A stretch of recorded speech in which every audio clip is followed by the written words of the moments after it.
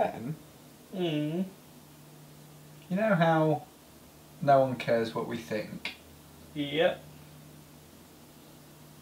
Let's make a review show.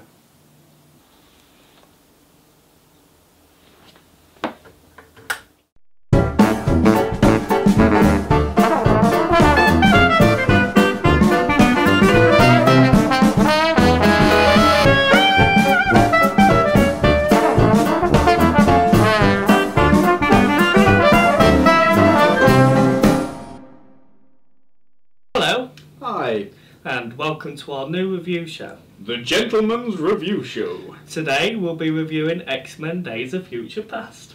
But first, let's pour a cup of tea. Let's pour a cup. I'll be mother. Okie doke.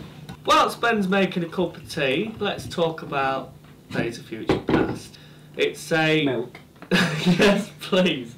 One good thing, I would say, that Bryan Singer is back. And it's nice seeing the two casts from the original and the prequel.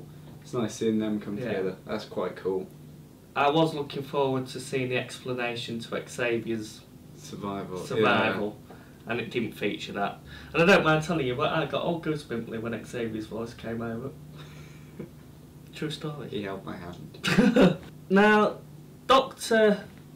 Trask.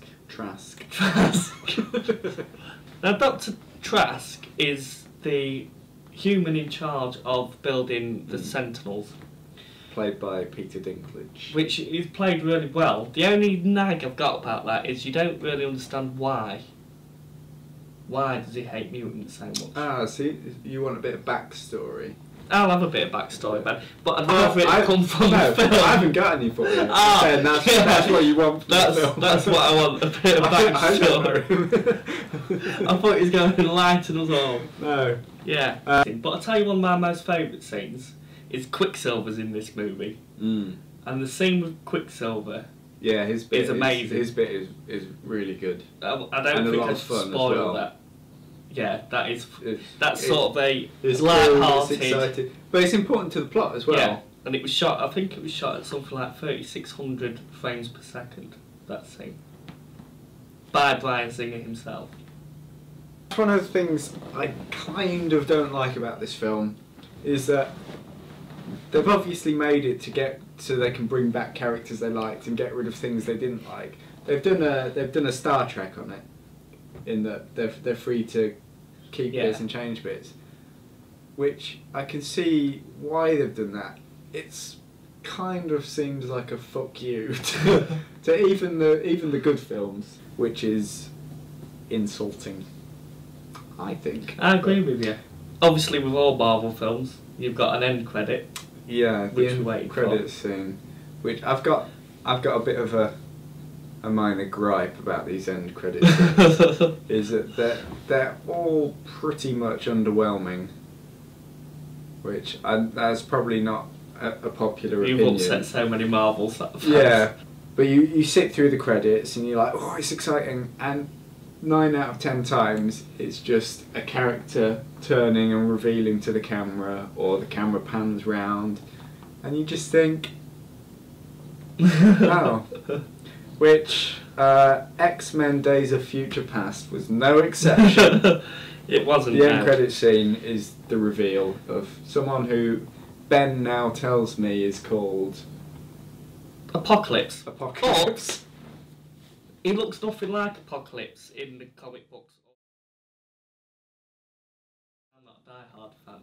He had the blue lips, which was the big giveaway. Opens it up for 2016's X-Men Apocalypse. Yeah, and I wonder what they're going to do with that. Yeah, well, where's it going now? Which cast? That's what I was just about to say, because it'll have to be the old one, surely. I think that's one thing. They've got the casting done really well on this film. Bishop, who was cast amazingly well, but didn't really do a lot in this film. Jennifer Lawrence stepped it up in this one. You see Charles, he becomes a bit more human in this one, if you know what I mean. He's not the great professor everybody knows. He is human / mutant. He's broken. Yeah. Striker.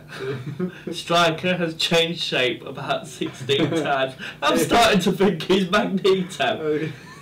Mistake me. Yeah, I was going to say. I think an important point to make is the X-Men films set a trend. That was, I mean, I consider that the first of the current wave of superhero movies. That one's the one that set off the golden era, and there's so many now. Yeah. Maybe too many. Maybe. But yeah, it was. I feel like it all started with X-Men. This one didn't disappoint at all. Its cinematography was the best I've ever seen in an X-Men film, and it starts in a sort of like a dystopian concentration camp thing, which links back to the first one. Yeah, that was. I quite like that. So as long as they keep making them like that, and the plot was decent. Yeah, it's not over complex, but there's enough there to keep you engaged. Yeah. So I think we're finished. I think we're finished.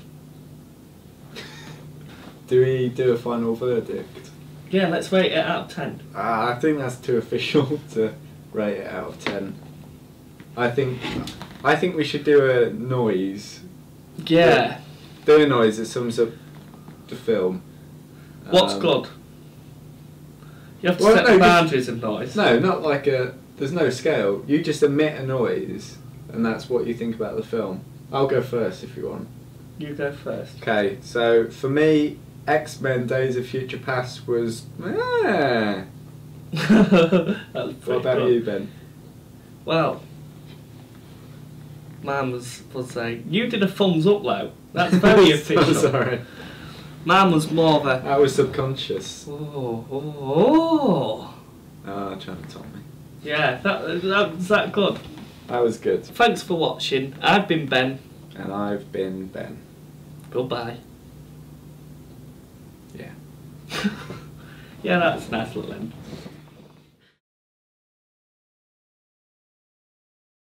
I had another point to make about the X-Men trilogy.